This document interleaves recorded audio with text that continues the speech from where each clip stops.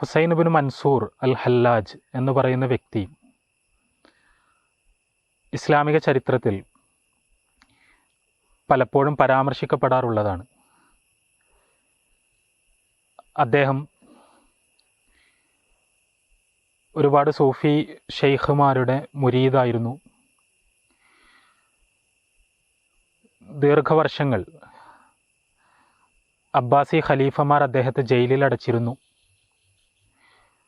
ഒടുവിലൊരു കുറ്റവാളിയായി പ്രഖ്യാപിച്ചുകൊണ്ട് അദ്ദേഹത്തെ കുരിശിൽ തറച്ചു കൊന്നു എന്നാണ്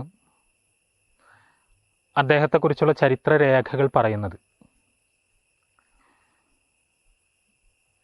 മൻസൂർ അൽ ഹല്ലാജ്, ഹുസൈൻ ബിൻ മൻസൂർ അൽ ഹല്ലാജ് വധിക്കപ്പെടാൻ നിമിത്തമായ സാഹചര്യത്തെക്കുറിച്ച് ചരിത്രത്തിൽ ഒരുപാട് സംവാദങ്ങളുണ്ട്. അനൽ ഹക്ക് എന്ന് കേവലമായി പറഞ്ഞതിനല്ല അദ്ദേഹത്തിൻ്റെ വധശിക്ഷയുണ്ടായത് എന്നും അദ്ദേഹം ഇസ്ലാം വിരുദ്ധമായ ഒട്ടേറെ ആശയങ്ങൾ പ്രചരിപ്പിച്ചിരുന്നതിനു പുറമെ നാട്ടിലെ രാഷ്ട്രീയ കലാപകാരികളുമായി അദ്ദേഹത്തിന് ബന്ധമുണ്ടായിരുന്നു എന്നും ആ ബന്ധം കൂടിയാണ് അദ്ദേഹത്തിൻ്റെ വധശിക്ഷയ്ക്ക് നിമിത്തമായത് എന്നുമെല്ലാം ചില ചരിത്രകാരന്മാർ അഭിപ്രായപ്പെടുന്നത് കാണാം. എന്തായാലും പിന്നീടുള്ള സൂഫി പാരമ്പര്യത്തിൽ ഹല്ലാജ് പ്രധാനമായും ഓർമ്മിക്കപ്പെട്ടത് അദ്ദേഹത്തിൻ്റെ ഈ പ്രസ്താവനയുടെ പേരിലും ആ പ്രസ്താവനയോട് അന്നത്തെ ഇസ്ലാമിക പണ്ഡിതന്മാർ പ്രകടിപ്പിച്ച എതിർപ്പിൻ്റെ പേരിലുമാണ്.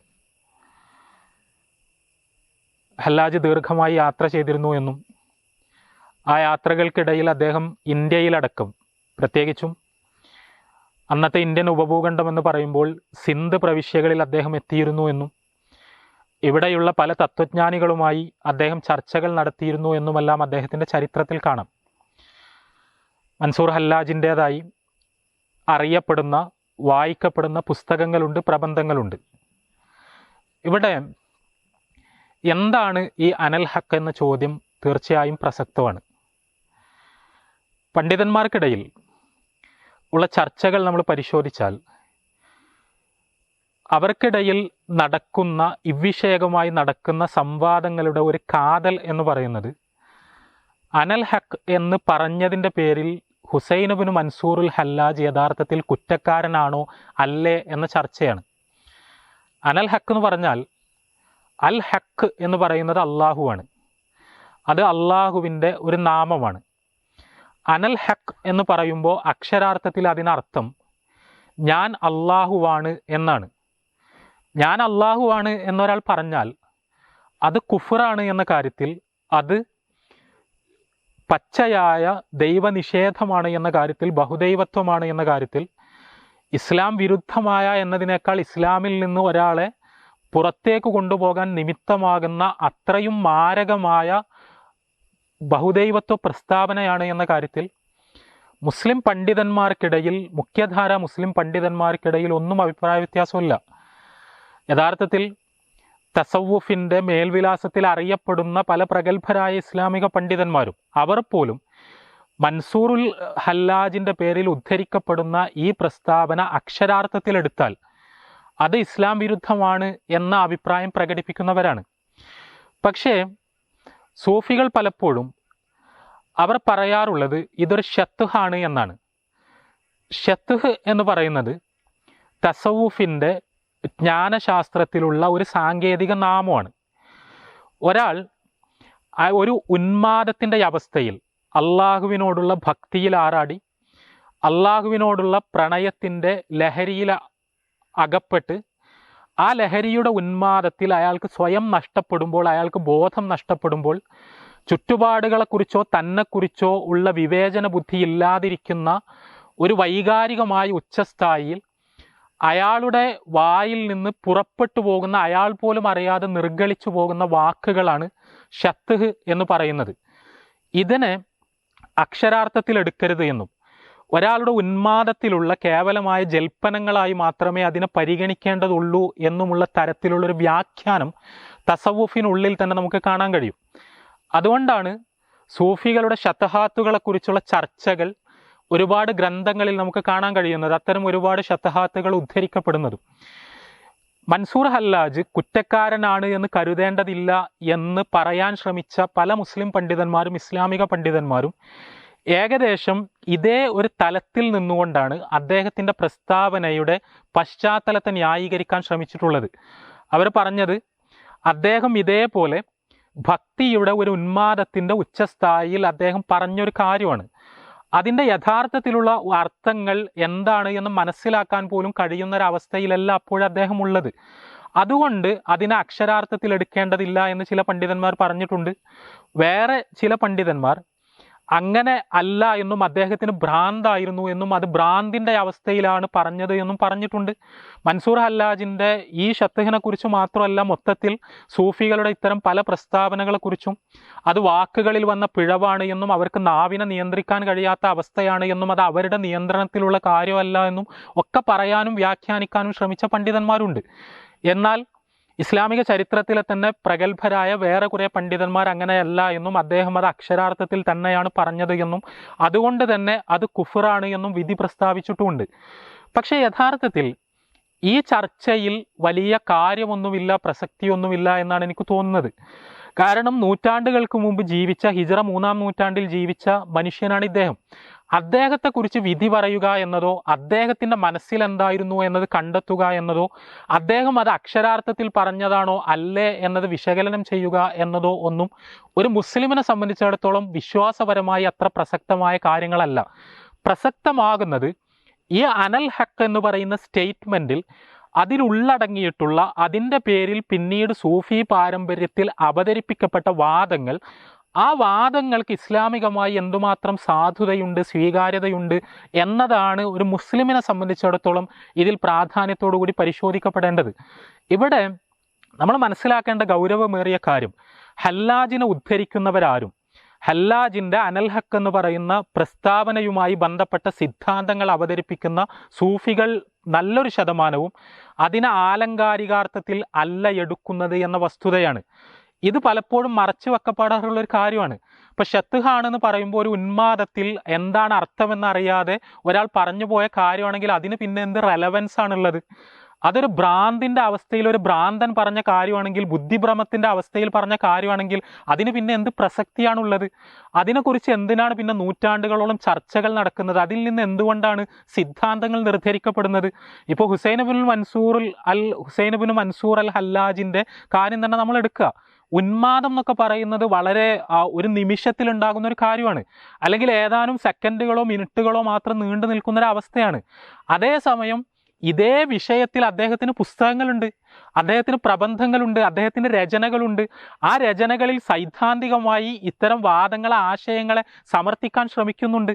കേവലം ഒരു ഉന്മാദത്തിൻ്റെ അവസ്ഥയിൽ നാവിൽ നിന്ന് ഉതിർന്നു വീണ, അതിൻ്റെ യഥാർത്ഥത്തിലുള്ള അർത്ഥം ഉദ്ദേശിക്കാതെ ഉതിർന്നു വീണ ഒരു ജൽപ്പനം എന്ന അർത്ഥത്തിലല്ല, മറിച്ച് ഇസ്ലാമിൽ അവതരിപ്പിക്കപ്പെട്ട വിശ്വാസപരമായൊരു സിദ്ധാന്തം എന്ന നിലയിൽ തന്നെയാണ് അതിനെ മനസ്സിലാക്കേണ്ടത് എന്ന് നമ്മളെ പ്രേരിപ്പിക്കുന്ന, അങ്ങനെ തിരിച്ചറിയാൻ നമ്മളെ പ്രചോദിപ്പിക്കുന്ന ഇതേപോലുള്ള കുറേ കാരണങ്ങളുണ്ട്. അതുകൊണ്ട് തന്നെ ഇതിനെ അതിൻ്റെ ഗൗരവത്തിൽ എടുത്തേ തീരൂ എന്നാണ് ഞാൻ മനസ്സിലാക്കുന്നത്. ഇവിടെ മൻസൂർ ഹല്ലാജിൻ്റെ അദ്ദേഹത്തിൻ്റെ പേരിലുള്ള ഈ അനൽ ഹക്ക് എന്ന് പറയുന്ന പ്രസ്താവന, ആ പ്രസ്താവനയെക്കുറിച്ച് സൂഫികൾക്കിടയിലുള്ള വാദങ്ങൾ മാത്രം നമ്മൾ പരിശോധിച്ചാൽ മതി. ചില സൂഫികൾ പറയുന്നത് അത് അദ്ദേഹം പറഞ്ഞതല്ല, അള്ളാഹു പറഞ്ഞതാണെന്നാണ്. അള്ളാഹു പറഞ്ഞതാണ് എന്നാണ്, അദ്ദേഹത്തിൻ്റെ നാവിലൂടെ അള്ളാഹു പറഞ്ഞതാണ് ഈ അനൽ ഹക്ക് എന്ന് പറയുന്നത്, അദ്ദേഹമായിട്ട് പറഞ്ഞതല്ല എന്നാണ് ചില സൂഫികളുടെ വാദം. അതോടുകൂടി ഇത് മറ്റൊരു തലത്തിലേക്ക് പോയി. കാരണം ഇത് ഒരു ഭ്രാന്തിൻ്റെ, ബുദ്ധിഭ്രമത്തിൻ്റെ അല്ലെങ്കിൽ ഉന്മാദത്തിൻ്റെ അവസ്ഥയിൽ വന്നുപോയ, അദ്ദേഹം യഥാർത്ഥത്തിൽ അർത്ഥം ഉദ്ദേശിച്ചിട്ടില്ലാത്തൊരു കാര്യം എന്നുള്ളിടത്തുനിന്ന് പോയി ഇസ്ലാമിൽ ഉള്ളൊരു സിദ്ധാന്തമായി അള്ളാഹു തന്നെ നേരിട്ട് വെളിപ്പെടുത്തിയ ഒരു സ്റ്റേറ്റ്മെൻറ്റായി എന്ന വ്യാഖ്യാനം ഉണ്ടാകുന്നു. വേറെ ചില സൂഫികളുടെ വ്യാഖ്യാനം എന്ന് പറഞ്ഞാൽ, അന്ന് തന്നെ മൻസൂറിന് ഹല്ലാജിനെതിരെ സൂഫികൾ എന്ന് പറയുന്നവരിൽ നിന്നുണ്ടായ എതിർപ്പുകൾ എന്ന് പറഞ്ഞാൽ സൂഫികൾക്കിടയിൽ മാത്രം പറയേണ്ട കാര്യങ്ങൾ അദ്ദേഹം പുറത്തിറങ്ങി പറയുന്നു എന്നുള്ളതായിരുന്നു. അദ്ദേഹം സാധാരണക്കാരോട് പറയാൻ പാടില്ലാത്ത, തസവുഫിൻ്റെ ഇന്നർ സർക്കിളുകളിൽ മാത്രം പറയേണ്ട കാര്യങ്ങൾ അദ്ദേഹം പുറത്തിറങ്ങി പറയുന്നു എന്നുള്ളതായിരുന്നു അദ്ദേഹത്തിനെതിരെയുള്ള പ്രധാനപ്പെട്ട സൂഫികൾക്കുള്ളിൽ നിന്നുള്ളൊരു വിമർശനം തന്നെ. ഇപ്പോൾ ഈ അനൽ ഹക്ക് എന്ന് പറയുന്നത് അത് സൂഫി ഷെയ്ഖുമാരുടെ സന്നിധിയിൽ അവരുടെ മുരീദുമാരോട് പറയേണ്ട കാര്യം പരസ്യമായി പുറത്തിറങ്ങി പറഞ്ഞു എന്നുള്ളതാണ് ഇദ്ദേഹം ചെയ്ത തെറ്റ് എന്നാണ് വേറെ ചില സൂഫികളുടെ വ്യാഖ്യാനം. അവിടെയും ഇത് ഒരു പിഴവായിട്ടല്ല, യഥാർത്ഥത്തിലുള്ള സത്യമായിട്ടാണ്. മനുഷ്യരിൽ ബഹുഭൂരിപക്ഷം പേർക്കും അറിയാത്ത, എന്നാൽ വളരെ ചുരുക്കം പേർക്ക് മാത്രം അറിയാൻ അർഹതയുള്ളൊരു വസ്തുത എന്ന നിലക്കാണ് ഇവിടെയും ഇത് പരിഗണിക്കപ്പെടുന്നത്. ഇന്ന് വരെയുള്ള സൂഫി സാഹിത്യങ്ങൾ നമ്മൾ പരിശോധിച്ചാൽ മലയാളത്തിലടക്കം അനൽ ഹക്കിനെ കുറിച്ചും ഹല്ലാജിനെ കുറിച്ചും ഉപന്യസിച്ചു കൊണ്ടിരിക്കുന്നവരെല്ലാം വളരെ ഗൗരവമേറിയ ഒരു നിഗൂഢ സത്യമായി, ഒരു പൊരുളായി ആണ് അനൽ ഹക്കിനെ മനസ്സിലാക്കുന്നതും ഹല്ലാജിനെ ആഘോഷിക്കുന്നതുമല്ല. അതുകൊണ്ട് തന്നെ അദ്ദേഹം പ്രാപിച്ച ഈ ഉന്മാദം എന്നൊക്കെ പറയുമ്പോൾ നമ്മൾക്കുള്ളൊരു കുഴപ്പം അതാണ്. ഉന്മാദം എന്ന് പറയുമ്പോൾ ഉന്മാദത്തിൻ്റെ അവസ്ഥയിലാണ് ഹല്ലാജ് ഇത് പറയുന്നത് എന്ന് സൂഫികൾ പറയുമ്പോൾ അവരുദ്ദേശിക്കുന്നത് അത് അനഭിലഷണീയമായൊരു അവസ്ഥയാണെന്നല്ല.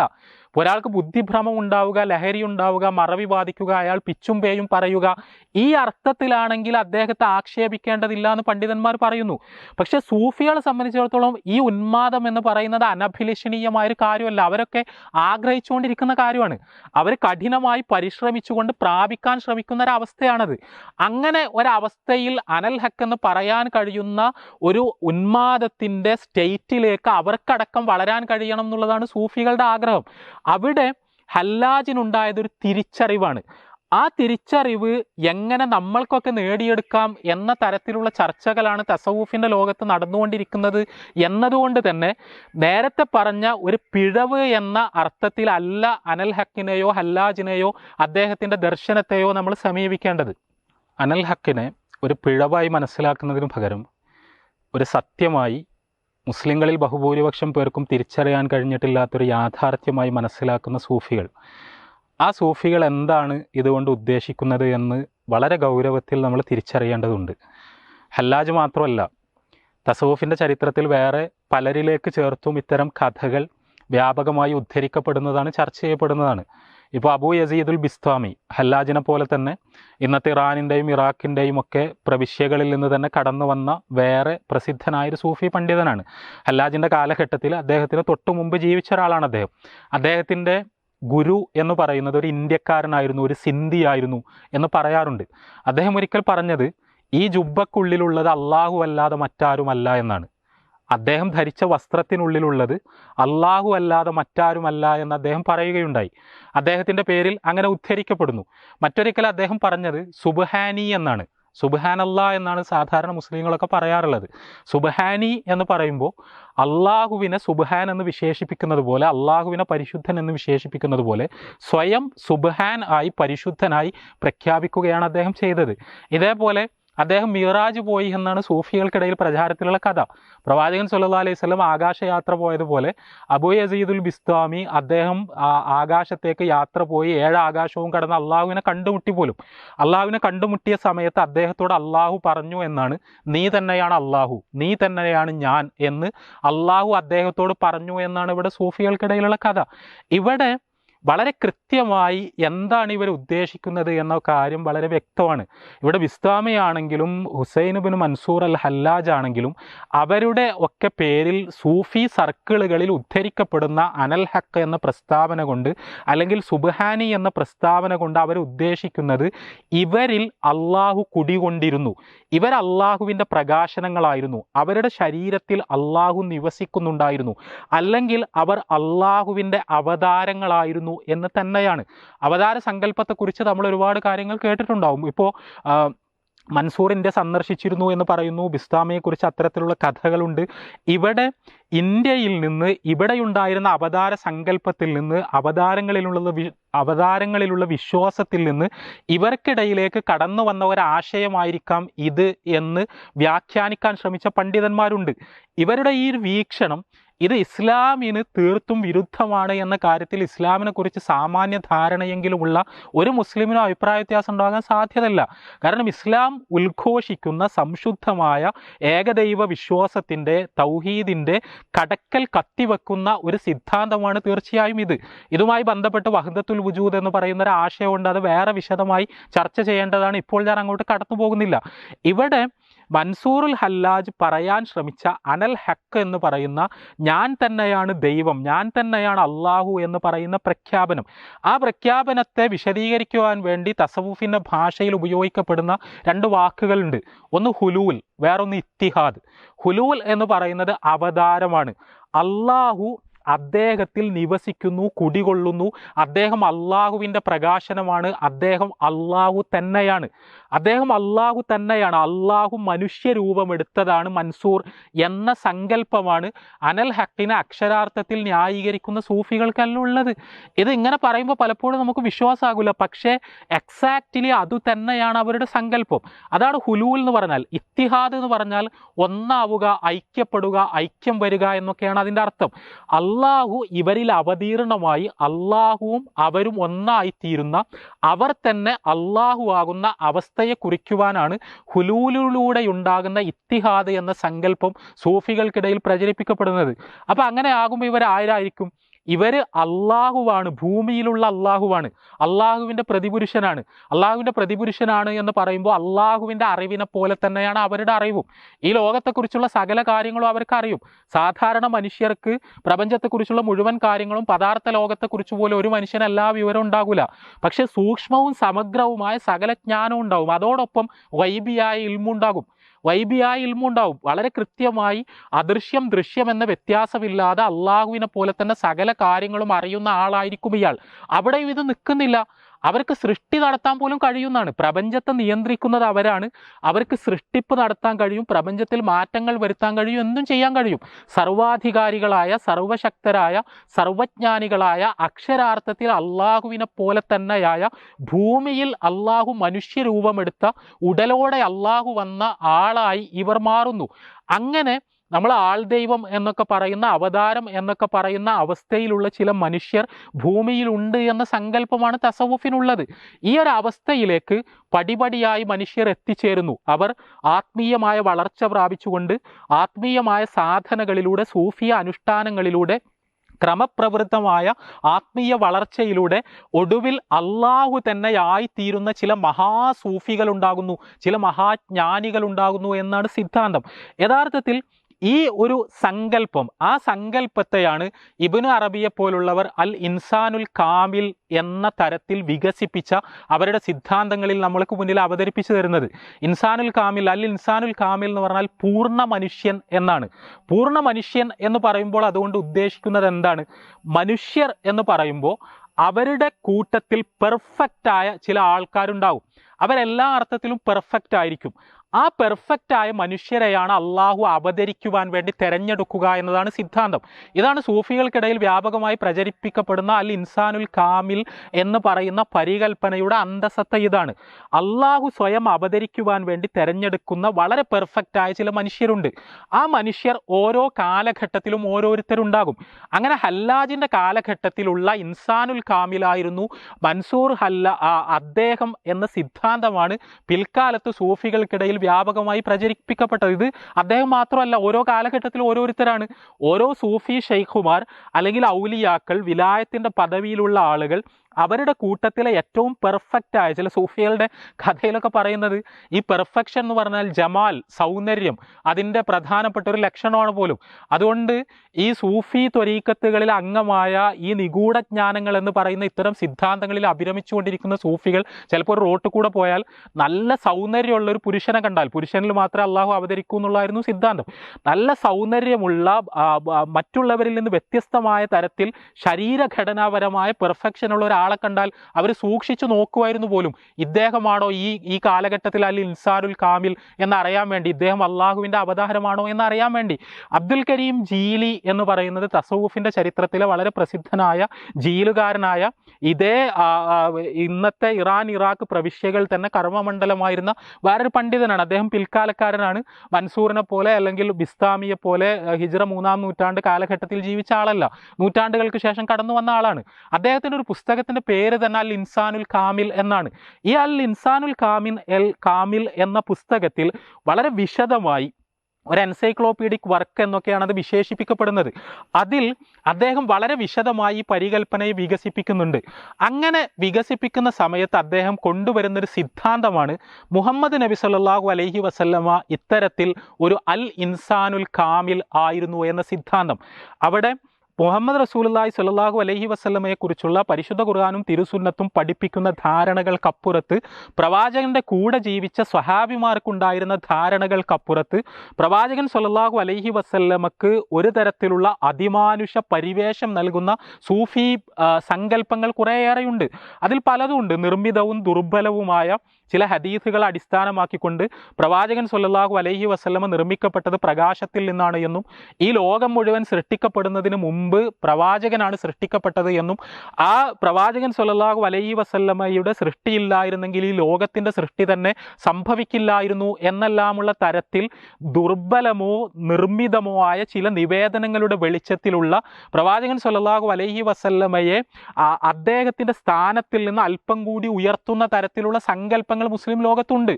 ആ സങ്കല്പങ്ങൾക്ക് ഇസ്ലാമികമായ സാധുതയില്ല എന്നതിനേക്കാൾ ഗൗരവത്തിൽ നമ്മൾ തിരിച്ചറിയേണ്ടത് നബി എന്ന് സൃഷ്ടിക്കപ്പെട്ടു, പ്രവാചകൻ സ്വല്ലല്ലാഹു അലൈഹി വസല്ലമ സൃഷ്ടിക്കപ്പെട്ടത് എന്തുകൊണ്ടാണ് തുടങ്ങിയ ചോദ്യങ്ങൾക്കുള്ള കേവലമായ ഉത്തരങ്ങളായിരുന്നു അവ എങ്കിൽ അത് പ്രവാചകനെ കുറിച്ചുള്ള ധാരണയിലുള്ള ചില പിശകുകൾ ആയി മാത്രമേ അത് വരൂ.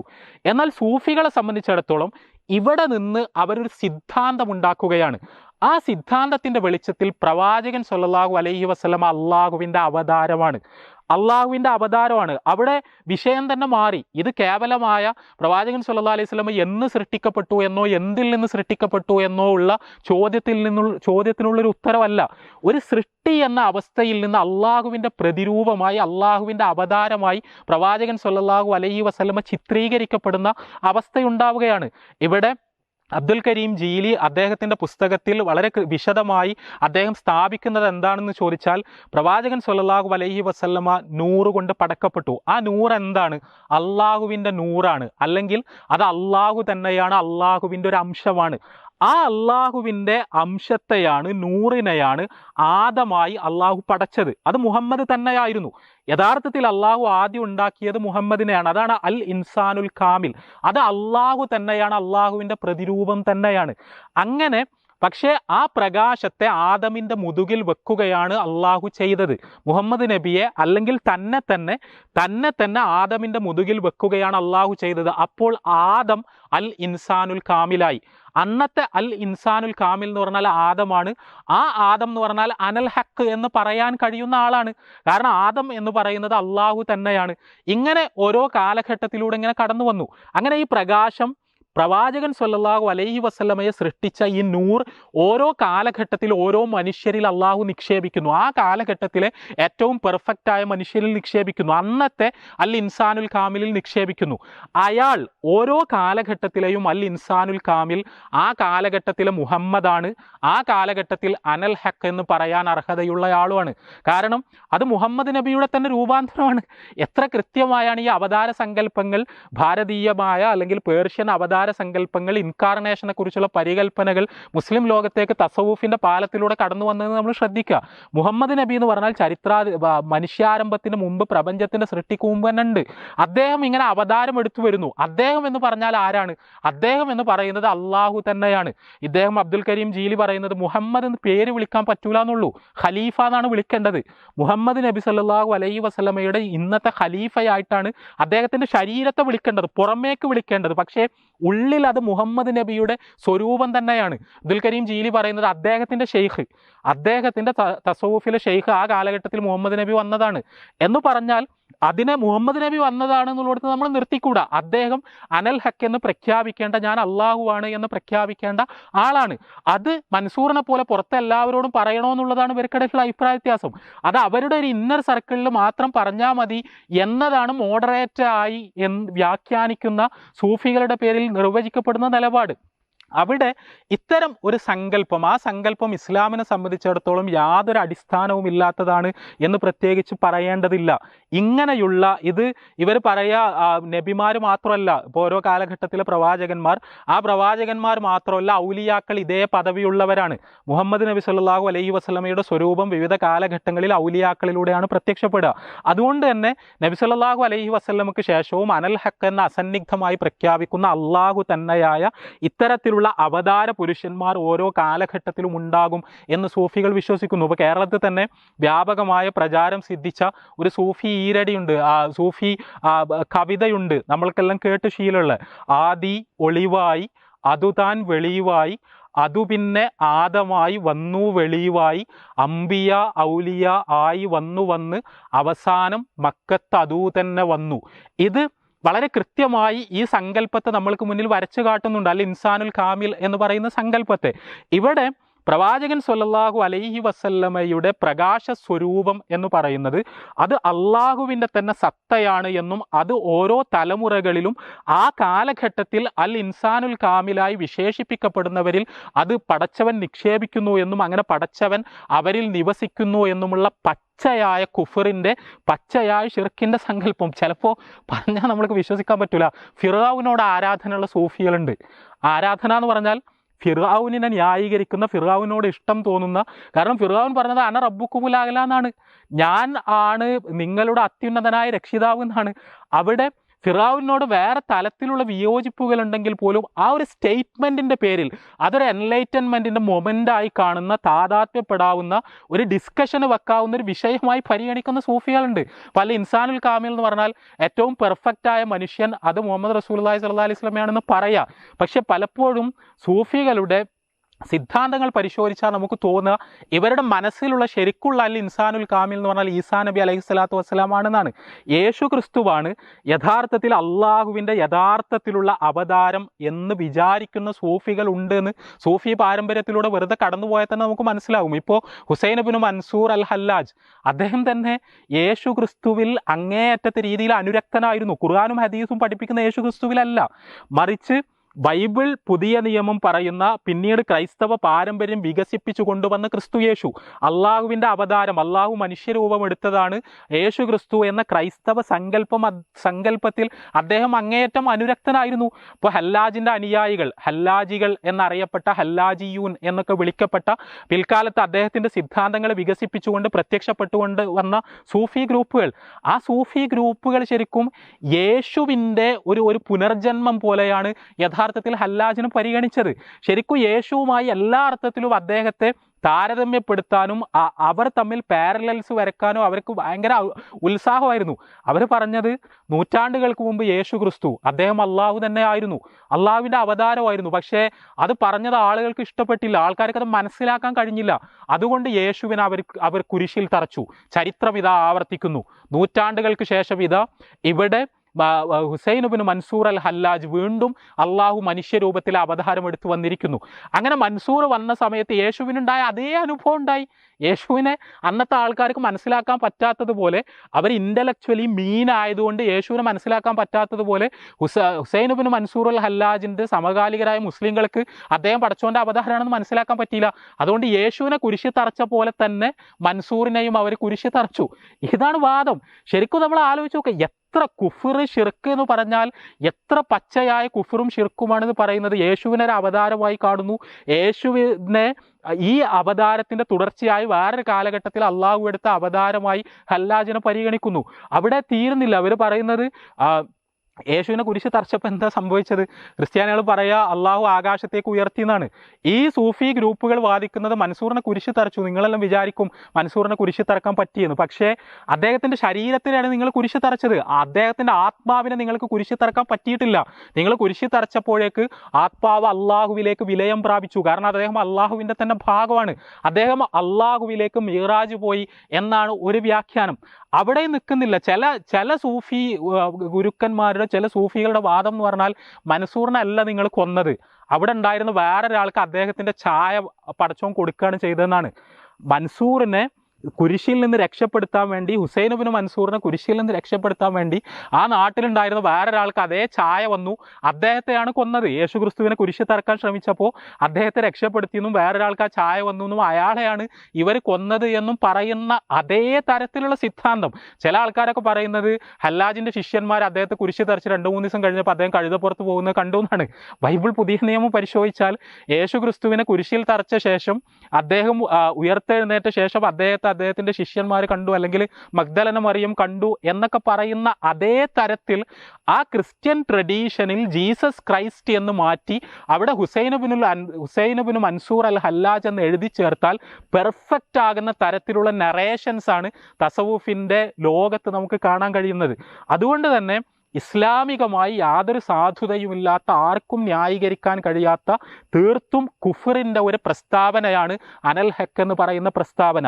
അങ്ങനെ ഓരോ കാലത്തും ഇപ്പോൾ പ്രവാചകന്മാരെ, ഔലിയാക്കളെ അങ്ങനെ ഒരിക്കലും അവകാശപ്പെട്ടിട്ടില്ലാത്ത ആ ആശയത്തിനെതിരെ പോരാടിയ പ്രവാചകന്മാരെ തന്നെ അള്ളാഹുവിൻ്റെ അവതാരങ്ങളായി ചിത്രീകരിക്കുകയും അതുപോലെ ഔലിയാക്കളിലൂടെ അതിന് തുടർച്ചയുണ്ടാകുന്നു എന്ന് വാദിക്കുകയും ആ ഔലിയാക്കൾക്ക് അള്ളാഹുവിൻ്റെ മുഴുവൻ കഴിവുകളും വെച്ചു കൊടുക്കുകയും അവർ അനൽ ഹക്ക് എന്ന് പറഞ്ഞാൽ, ഞാൻ അള്ളാഹുവാണ് എന്ന് പറഞ്ഞാൽ അത് അക്ഷരാർത്ഥത്തിൽ ശരിയാണ് എന്ന് വാദിക്കുകയും ചെയ്യുന്ന വളരെ ഗൗരവതരമായ സ്ഥിതിവിശേഷം ഇപ്പോൾ കേരളത്തിലൊക്കെ വ്യാപകമായി ഹല്ലാജുമായി ബന്ധപ്പെട്ട പഠന ക്ലാസ്സുകളും അദ്ദേഹത്തിൻ്റെ പുസ്തകങ്ങളുടെ പാരായണമൊക്കെ നടന്നുകൊണ്ടിരിക്കുന്നു. ഏത് തരം ആശയങ്ങളാണ് നമ്മൾക്കിടയിലേക്ക് കടന്നു വന്നുകൊണ്ടിരിക്കുന്നത് എന്ന് ഗൗരവത്തോടു കൂടി നമ്മൾ തിരിച്ചറിയാം. ഒരൊറ്റ കാര്യം കൂടി പറയണമെന്ന് തോന്നുന്നു. പൊളിറ്റിക്കലി വളരെയധികം യൂസ് ചെയ്യപ്പെട്ട ഒരു സിദ്ധാന്തമാണിത്, ഒരു വ്യാജ സിദ്ധാന്തമാണിത്. കാരണം രാജാക്കന്മാർ ഓരോ കാലഘട്ടത്തിലും വരും. ആ രാജാക്കന്മാർക്ക് ഞങ്ങൾ ദൈവത്തിൻ്റെ അവതാരങ്ങളാണെന്ന് അവകാശപ്പെട്ടാൽ അവർക്ക് ഒരു തരത്തിലുള്ളൊരു ഡെസ്പോട്ടിസം സാധ്യമാകും. അവരാർക്കും ചോദ്യം ചെയ്യാൻ പറ്റാത്ത അവസ്ഥ വരും. ആര് പടച്ചോനാന്ന് പറയുന്നത്? ഇപ്പോൾ ഫിറഔൻ പറഞ്ഞ പോലെ ഇപ്പോൾ ദജ്ജാൽ അവസാന കാലത്ത് അദ്ദേഹം വ്യാജമായ കുറേ അത്ഭുതങ്ങൾ കാണിച്ചിട്ട് ദിവ്യത്വം അവകാശപ്പെടുന്ന പോലെ ദജ്ജാലിനോട് അനുരാഗമുള്ള സൂഫികളുണ്ട്. കാരണം അവതാരം എന്നൊരു സങ്കല്പം മനസ്സിൽ വരുന്നതോടുകൂടി, അങ്ങനെയുള്ള ചില മനുഷ്യരുണ്ട് എന്ന ധാരണ വരുന്നതോടുകൂടി, പിന്നെ അങ്ങനെ ഒരു അവകാശവാദം ഒരു മനുഷ്യൻ നടത്തുമ്പോൾ സ്വാഭാവികമായിട്ടും അതിൽ ശരിയുണ്ടാവുമോ എന്നുള്ള തോന്നൽ വരും. ഇവിടെ ഇസ്ലാമിൻ്റെ അടിസ്ഥാന സിദ്ധാന്തങ്ങളെ പോലും കൈയൊഴിക്കുന്നത് കൊണ്ട് സംഭവിക്കുന്ന ദുരന്തമാണ്. ഒരു മനുഷ്യനും ലോകത്താരും അള്ളാഹുവിൻ്റെ അവതാരമല്ല. അത് എത്ര മഹത്വമുള്ള ആളാണെങ്കിലും അങ്ങനെ പറയുന്നത് തന്നെ അയാൾ പിശാചിൻ്റെ വക്താവാണ് എന്നതിൻ്റെ ഏറ്റവും വലിയ തെളിവാണ്. ഇവിടെ നമ്മൾ പരിശോധിച്ച് നോക്കുമ്പോൾ ഇന്ത്യയിലൊക്കെ തന്നെ എന്താ ഉണ്ടായത്? ഇന്ത്യയിൽ മുസ്ലിങ്ങൾക്കിടയിൽ തസവൂഫിന് വലിയ സ്വാധീനം ഉണ്ടായിരുന്നു. ഇന്ത്യയിൽ ഏറ്റവും പ്രധാനപ്പെട്ട ഒരു സൂഫിയായിരുന്നു അക്ബർ ചക്രവർത്തി. എത്ര പേരത് ശ്രദ്ധിച്ചിട്ടുണ്ടെന്ന് അറിഞ്ഞൂടാ. അക്ബറിനെ പലർക്കും ഭയങ്കര വെറുപ്പാണ്. അക്ബർ ദീന ഇലാഹി ഉണ്ടാക്കി, ഇസ്ലാമിനെ കൈയൊഴിഞ്ഞു, അത് ഇത് എന്നൊക്കെയാണ് പറയുക. സത്യത്തിൽ അക്ബർ ഒരു സൂഫിയായിരുന്നു. അദ്ദേഹം അജ്മീരിലെ ഖാജ മുഈനുദ്ദീൻ ചിശ്തിയുടെ ഒരു മുരീദായിരുന്നു. അദ്ദേഹം അജ്മീറിലേക്ക് കാൽനടയായി അദ്ദേഹത്തിൻ്റെ മുഈനുദ്ദീൻ ചിശ്തിയോടുള്ള അദ്ദേഹത്തിൻ്റെ പ്രണയം പ്രകടിപ്പിക്കാൻ വേണ്ടി കാൽനടയായി ചക്രവർത്തിയായിട്ട് പോലും അദ്ദേഹം അജ്മീറിലേക്ക് യാത്ര പോകുന്നതിനെക്കുറിച്ചുള്ള വിവരണങ്ങളൊക്കെ അദ്ദേഹത്തിൻ്റെ പുസ്തകങ്ങളിൽ നമുക്ക് കാണാൻ കഴിയും. അക്ബർ അവതരിപ്പിക്കുന്ന എല്ലാ സിദ്ധാന്തങ്ങളും തസവുഫിൽ നിന്നുണ്ടായതായിരുന്നു. അക്ബറിൻ്റെ വാദം ഞാൻ ഈ കാലഘട്ടത്തിൽ അൽ ഇൻസാനുൽ കാമിലാണ് എന്നായിരുന്നു. ആ കാലഘട്ടത്തിലെ അൽ ഇൻസാനുൽ കാമിനാണ്, മുഹമ്മദീയ പ്രകാശനമാണ്, അള്ളാഹുവിൻ്റെ അവതാരമാണ്, അനൽ ഹക്ക് എന്ന് എനിക്ക് പറയാമെന്നതായിരുന്നു അക്ബറിൻ്റെ നിലപാട്. അക്ബറിൻ്റെ സൈദ്ധാന്തികൻ എന്ന് പറഞ്ഞാൽ അബുൽ ഫസലായിരുന്നു. അബുൽ ഫസലാണ് അക്ബറിന് വേണ്ടി പുസ്തകങ്ങൾ എഴുതിയതും അദ്ദേഹത്തിൻ്റെ ബുദ്ധിജീവിയായതും അദ്ദേഹത്തിൻ്റെ സൂഫി സിദ്ധാന്തങ്ങൾ പ്രചരിപ്പിച്ചതും ദീന ഇലാഹിയെ സമർത്ഥിച്ചതും ഒക്കെ അബുൽ ഫസലാണ്. അദ്ദേഹത്തിൻ്റെ അക്ബർ നാമം വായിച്ചു നോക്കിയാൽ മതി. ആ അക്ബർ നാമയിൽ അക്ബർ ചക്രവർത്തി പടച്ചോൻ്റെ അവതാരമാണ്. അതൊരു സൂഫി സിദ്ധാന്തമാണ്. ആ സൂഫി സിദ്ധാന്തത്തിൻ്റെ അടിസ്ഥാനത്തിൽ ദൈവമായി നടിച്ചുകൊണ്ട് അക്ബർ ചക്രവർത്തി ഭരിക്കുന്നത്. ഇവിടെ തസവൂഫ് എന്ന് പറയുമ്പോൾ ഭയങ്കര വ്യവസ്ഥിതി നിഷേധത്തിൻ്റെയും അധികാരത്തോടുള്ള കലഹത്തിൻ്റെയും ഒക്കെ പര്യായമായി അവതരിപ്പിക്കുകയും തസവൂഫിന് നിരാകരിക്കുന്ന പണ്ഡിതന്മാരെ പാലസ് സ്കോളേഴ്സായി കൊട്ടാര വിചക്ഷണരായി അവതരിപ്പിക്കുകയെല്ലാം ചെയ്യുന്ന ആൾക്കാർ അക്ബർ ചക്രവർത്തിയെയും അദ്ദേഹത്തിൻ്റെ കൊട്ടാര പണ്ഡിതനായിരുന്ന അബുൽ ഫസലിനെയൊക്കെ എത്ര ബഹുമാനത്തോടു കൂടിയാണ് നോക്കുന്നത്. എന്നിട്ട് ഒരു ചക്രവർത്തി പടച്ചോൻ്റെ കുപ്പായിട്ട് സിംഹാസനത്തിൽ ഇരിക്കുന്നതിനെ എങ്ങനെയാണ് ഈ ആളുകൾക്ക് ആഘോഷിക്കാൻ പറ്റുന്നത് നമുക്ക് ആലോചിച്ച് നോക്കുക. അത് അക്ബർ ചക്രവർത്തിൻ്റെ മാത്രം കാര്യമല്ല. അബുൽ ഫസൽ എഴുതിയ പുസ്തകം വായിച്ചാൽ എന്തുകൊണ്ട് മുഗള വംശ പാരമ്പര്യം തന്നെ ഇതിനു വേണ്ടി തിരഞ്ഞെടുക്കപ്പെട്ടു എന്നൊക്കെ അദ്ദേഹം വിശദമായി സമർത്ഥിക്കുന്നുണ്ട്. ദാരാ ഷുക്കോവ് എന്ന് പറഞ്ഞാൽ ഷാജഹാൻ്റെ മോനാണ്. ഷാജഹാൻ്റെ മക്കളിൽ ഔറംഗസീബും ദാരാ ഷുക്കോവും വളരെ പ്രസിദ്ധരാണ്. കാരണം ഹിസ്റ്ററിയിൽ ഒരു ബൈനറി പോലെ അവതരിപ്പിക്കപ്പെടുന്ന ആളുകളാണ്. ദാരാ ഷുക്കോവ് സൂഫിയായിരുന്നു. ദാരാ ഷുക്കോവ് എന്ന് പറയുന്നത് ഒരു ഖാദിരി സൂഫിയായിരുന്നു. അദ്ദേഹം ഖാദിരി സൂഫി ആയതുകൊണ്ട് തന്നെ അദ്ദേഹത്തിന് അവതാര സങ്കല്പത്തോടക്കം വലിയ മമതയായിരുന്നു. അദ്ദേഹം ഇന്ത്യയിലുള്ള ഹിന്ദു ടെക്സ്റ്റുകൾ മുഴുവൻ പേർഷ്യൻ ഭാഷയിലേക്ക് വിവർത്തനം ചെയ്തു. അതിൽ അദ്ദേഹം അനുരക്തനായി നല്ല തസവൂഫിൽ അധിഷ്ഠിതമായ ജീവിതം നയിച്ചിരുന്ന വ്യക്തിയാണ് ദാരാ ഷുക്കോവ് ഇതേ സിദ്ധാന്തങ്ങൾ വികസിപ്പിച്ചുകൊണ്ട് അനൽ ഹക്ക് പറഞ്ഞുകൊണ്ട് ആ കാലഘട്ടത്തിലെ പടച്ചോൻ്റെ അവതാരം അദ്ദേഹമാണ് എന്ന തരത്തിൽ അദ്ദേഹത്തിൻ്റെ എഴുത്തുകളിൽ അദ്ദേഹത്തിൻ്റെ സംസാരങ്ങളിൽ സൂചിപ്പിക്കാൻ ശ്രമിച്ച ആൾക്കാരാണ്. അത് സ്വാഭാവികമാണ്. ആത്മീയതയിൽ ബഹുദൈവത്വം എപ്പോഴും ചൂഷണങ്ങളുടെ കവാടമാണ്. അള്ളാഹു എന്ന് പറഞ്ഞാൽ പ്രപഞ്ചാതീതനായ നമ്മുടെ സൃഷ്ടാവായ അത്യുന്നതനായ അള്ളാഹു. ആ അള്ളാഹു അവതാരമെടുത്തുകൊണ്ട് നമ്മൾക്കിടയിലേക്ക് കടന്നു വരിക എന്നൊരു പ്രശ്നമേ ഉദിക്കുന്നില്ല. അങ്ങനെ ആര് പറഞ്ഞാലും അത് വ്യാജമാണ് എന്നതാണ് ലാ ഇലാഹ ഇല്ലല്ലാഹയുടെ ഏറ്റവും പ്രധാനപ്പെട്ട ഇംപ്ലിക്കേഷൻ. അത് മറന്നു കളഞ്ഞിട്ട് മുസ്ലിങ്ങൾക്ക് മുന്നിൽ ഇത്തരം ചില ആൾദൈവങ്ങളെ അവതരിപ്പിക്കുകയും അവയെ ആഘോഷിക്കാൻ ആവശ്യപ്പെടുകയും ഇതെന്തോ ബാക്കിയുള്ള മുസ്ലിങ്ങൾക്കൊന്നും അറിയാത്ത എന്തോ നിഗൂഢ സത്യമാണ് എന്ന ധ്വനി ഉണ്ടാക്കുകയും ചെയ്യുന്നത് എപ്പോഴും എക്സ്പ്ലോയിറ്റേഷന് വേണ്ടിയിട്ടാണ്. അത് സർവശക്തരായ പടച്ചോൻ്റെ കഴിവുകളൊക്കെ ഉള്ള ഒരു ആത്മീയ ഗുരുവിനെ പ്രതിഷ്ഠിച്ചുകൊണ്ടുള്ള ചൂഷണമാകാം, അല്ലെങ്കിൽ രാഷ്ട്രീയമായ അധികാര കസേരയിൽ ക്കുന്നവർക്ക് സ്വയം ദൈവമായി ചമയാനുള്ള തത്രപ്പാടുമാകാം. ഇത് എന്ത് തന്നെയായാലും ഇനി ഇതൊന്നുമില്ലെങ്കിലും ഒരാൾക്ക് വളരെ ആത്മാർത്ഥമായി അങ്ങനെ തോന്നിയാൽ പോലും അത് പൈശാചികമാണ്, അത് കുഫറാണ്, ഷിർക്കാണ്. ആ കാര്യത്തിൽ യാതൊരു സംശയവുമില്ല. അതുകൊണ്ട് തന്നെ അനൽ ഹക്കുമായും ഹുസൈൻ ഇബ്നു മൻസൂറുൽ ഹല്ലാജുമായും ബന്ധപ്പെട്ട ചർച്ചകളെ ലാഘവത്തോടു കൂടി നോക്കിക്കാണാൻ ഒരു വിശ്വാസിക്ക് ഒരിക്കലും കഴിയില്ല തന്നെ.